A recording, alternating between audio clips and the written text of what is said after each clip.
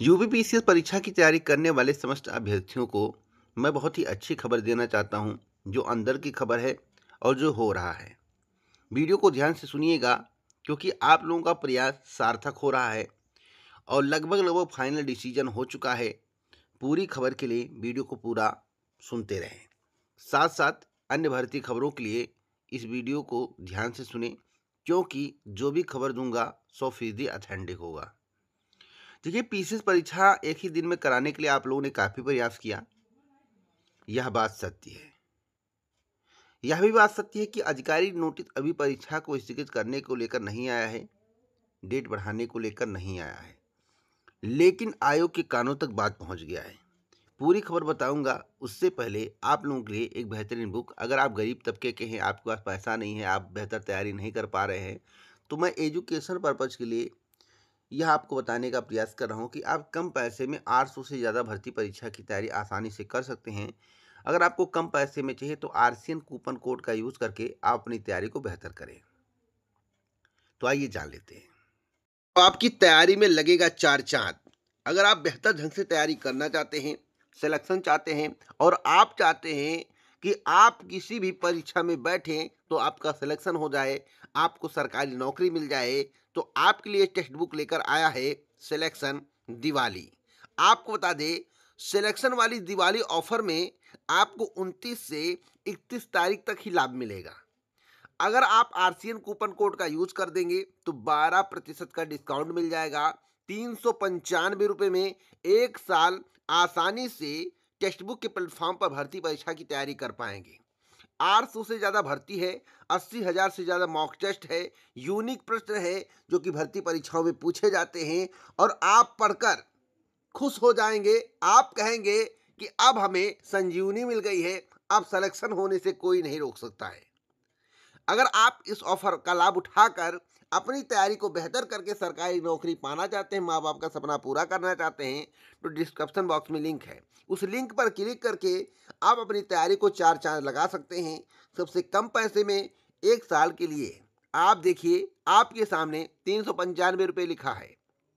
31 तारीख के बाद इसका प्राइस बढ़ जाएगा, इसलिए देर मत करिए। डिस्क्रिप्शन बॉक्स में जाइए, लिंक पर क्लिक करिए, 12% डिस्काउंट के साथ आरसीएन कूपन कोड का यूज करिए। जैसा कि आप लोगों ने देखा होगा कि टेक्स्ट बुक के द्वारा बहुत ही अच्छा ऑफर चलाया गया है। इस ऑफर का लाभ आप जरूर उठाइएगा। अब पहली खबर के बारे में बात करते हैं पीसीएस परीक्षा को लेकर। पीसीएस परीक्षा के लिए आप लोगों ने सार्थक प्रयास किया है और आपका प्रयास सफल हो रहा है। इसलिए सफल हो रहा है क्योंकि संख्या बल अधिक था और आपने उत्तर प्रदेश लोक सेवा आयोग के गेट पर जाकर उत्तर प्रदेश लोक सेवा आयोग के सचिव को मजबूर कर दिया बाहर आने के लिए। आपने कैंडल मार्च निकाला। उसी कैंडल मार्च को लोग यूपी 80 का मार्च बता रहे थे, लेकिन यूपी 80 का मार्च नहीं था, वह यूपी पीसीएस के अभ्यर्थी आरओ के अभ्यर्थियों का मार्च था, न कि यूपी 80 की भर्तियों को लेकर मार्च था। आपको बताना चाहता हूं कि पीसीएस एक ही दिन में होगी और एक ही दिन में इनको कराना पड़ेगा अगर आप लगे रहे। हमने कहा था कि 2-3 दिन में आपको नोटिस देखने को मिल सकता है, आधिकारिक नोटिस की परीक्षा होगी या नहीं। वैसे परीक्षा नहीं होगी, इसकी पूरी संभावना है और डिसीजन भी हो चुका है, नहीं होगी। लेकिन अगर आप शांत बैठ गए तो भैया 3-4 दिन में भी कुछ डिसीजन ले सकते हैं, इसलिए आपको शांत नहीं बैठना है। हमने कहा है एक ही दिन में परीक्षा कराना पड़ेगा, या तो 7 को या 8 को, या 7-8 को ना कराएं तो परीक्षा तिथि को आगे बढ़ाएं। इनको आगे बढ़ाना ही पड़ेगा। आप लोग निश्चिंत रहे, आपको परेशान होने की आवश्यकता नहीं है। बस आप अपना काम करते रहें जब तक नोटिस ना आ जाए। परीक्षा आपकी एक ही दिन में इनको करानी पड़ेगी। आरओ के अभ्यर्थी भी प्रयास करें, अन्यथा आपकी परीक्षा निर्धारित तिथि पर हो जाएगी। प्रयास करेंगे तो आपकी परीक्षा तिथि में बदलाव किया जाएगा या एक ही दिन में परीक्षा कंडक्ट कराया जाएगा।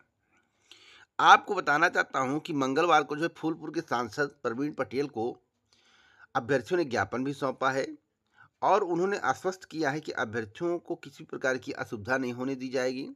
अभ्यर्थियों ने सांसद को बताया कि 2 दिन की परीक्षा में मानवीकरण हो सकता है, यानी कि नॉर्मलाइजेशन की वो प्रक्रिया है वह विवादों में आ सकता है, उससे कई अभ्यर्थियों का काफ़ी घाटा हो सकता है। और हमने सबसे पहले इस मुद्दे को उठाया था और मेरे द्वारा ही बताया गया था, अगर नॉर्मलाइजेशन की प्रक्रिया होगी तो आप बरसों तक याद करेंगे, वह ज़िंदगी में आपको भूलेगा नहीं। क्योंकि पीसीएस में बहुत ज़्यादा पद हैं दोस्तों, अब की बार पीसीएस में बहुत ज़्यादा पद हैं और इन पदों को देखते हुए अगर नॉर्मलाइजेशन की प्रक्रिया 2 दिन परीक्षा करा के नॉर्मलाइजेशन की प्रक्रिया करा दी गई तो जान लीजिए कि धांधली होने की प्रबल संभावना है, ऐसा अभ्यर्थियों का आरोप है। तो दोस्तों चिंता मत करें, मैं कह रहा हूँ 1 दिन परीक्षा होगी, बशर्ते आप प्रयास जारी रखें जब तक नोटिस ना आए। आयोग के मूड में एक परीक्षा कराना है, एक ही दिन में परीक्षा कराना है। वो चाहे जो कर ले, एक ही दिन में इनको परीक्षा कराना पड़ेगा।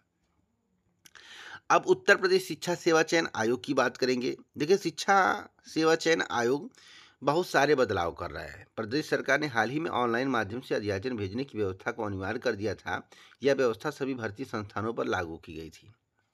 लेकिन अब क्या हो रहा है, इसके बारे में आप लोग सोचिएगा और समझिएगा कि आखिरकार सरकार के द्वारा निर्णय लिया गया है या उत्तर प्रदेश शिक्षा सेवा चयन आयोग के द्वारा। नवगठित उत्तर प्रदेश शिक्षा सेवा चयन आयोग को भी ऑनलाइन माध्यम से अध्याचन भेजे जाएंगे, लेकिन कॉलेज सीधे आयोग को अध्याचन नहीं भेजेंगे बल्कि उच्च शिक्षा निदेशालय के माध्यम से भेजे जाएंगे। भर्ती जो है पारदर्शी तरीके से कराने के लिए त्रिस्तरीय व्यवस्था को लागू करने के लिए ऐसा किया जा रहा है। ऑनलाइन व्यवस्था लागू होने से पहले प्रदेश के शासकीय महाविद्यालयों में असिस्टेंट प्रोफेसर के पदों का अध्याचन कॉलेज प्रबंधन की ओर से ऑफलाइन भेजा जाता था और निशाली रिक्त पदों का सत्यापन करने के बाद संबंधित भर्ती संस्थान को भी अध्याचन भेजता था। इस भर्ती प्रक्रिया की गति तेज हुई है, लेकिन शासकीय महाविद्यालय में जो असिस्टेंट प्रोफेसर के पदों पर भर्ती के लिए कॉलेज सीधे शिक्षा सेवा चयन आयोग को अध्याचन भेजते हैं तो इसमें गड़बड़ी की आशंका भी बनी रहती है। इसलिए जो है सीधे ना भेजने की प्रक्रिया को खत्म कर दिया गया है।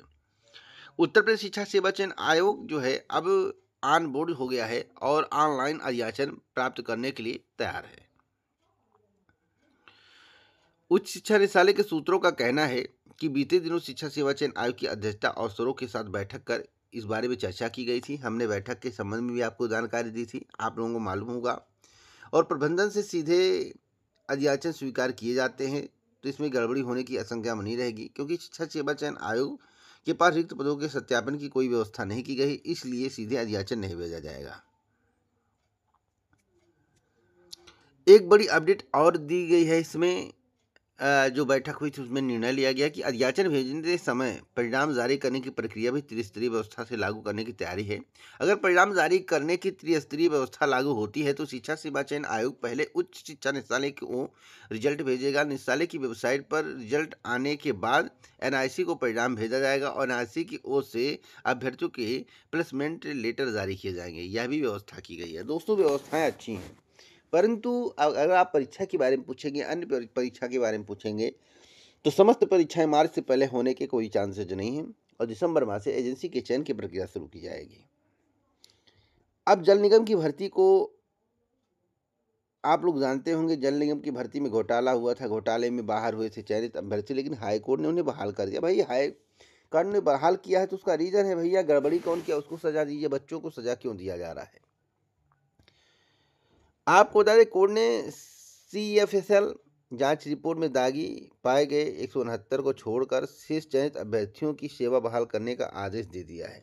यह भी अब तक की सबसे बड़ी खबर है। UPPCL की भर्तियों को लेकर आप लोगों को जानकारी होनी चाहिए। जैसा कि आप लोगों को मालूम नहीं होगा, JEE-2 की भर्ती आती है UPPCL के माध्यम से, JEE की भर्ती आती है।